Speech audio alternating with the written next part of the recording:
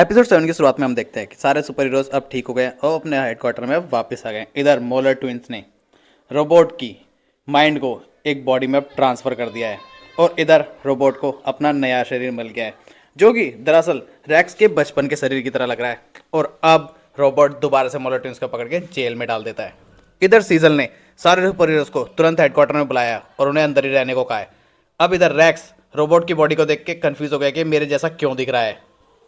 Omni man थोड़ी देर के लिए जैसे ही घर से बाहर जाता है, इस मौके का फायदा उठा के सीजल तुरंत उसकी वाइफ को अपने साथ ले आता है। ओमनी मैन जैसे ही वापस आता है तो सीजल के सिपाही उस पर हमला कर देता है और ओमनी मैन उन्हें मार देता है। और ओमनी मैन इधर डोनाल्ड को पकड़कर भी उसकी पीठ से हड्डी तोड़कर उसे मार देता है। और डोनाल्ड यहाँ एक धमाका करता है जिससे हर जगह धुआं ही धुआं होता है। इधर इनविंसिबल का ब्रेकअप हो गया है एम्बर के साथ। अब वो ईव को ढूंढता हुआ सीधा ईव के पास पहुंच जाता है। ओमनी मैन इनविंसिबल को ढूंढने के लिए बाहर निकला है और वो सीधा मार्क के दोस्त के पास जाता है। वो उसे बताता है कि मार्क ईव के पास है।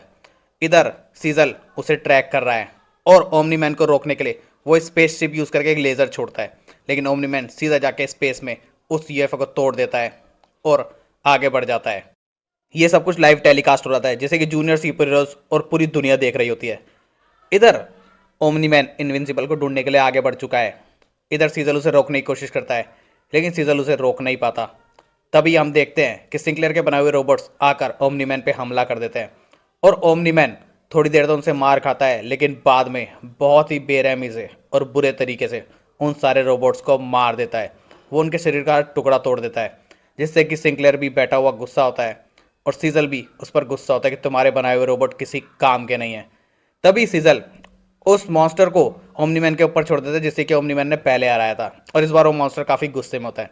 इधर इनविंसिबल और ईव हेल्प की कॉल देखकर आगे उड़ के आ रहे होते हैं और तभी वो रास्ते में देखते हैं कि ओमनी मैन को उस मॉन्स्टर ने पकड़ा हुआ है, जिसे देख के इनविंसिबल सीधा अपने फादर की हेल्प करने के लिए उस मॉन्स्टर पे हमला कर देता है। इधर ईव को सीजल का कॉल आ गया है और सीजल उसे जितना जल्दी हो सके हेडक्वार्टर में वापस आने को कहता है।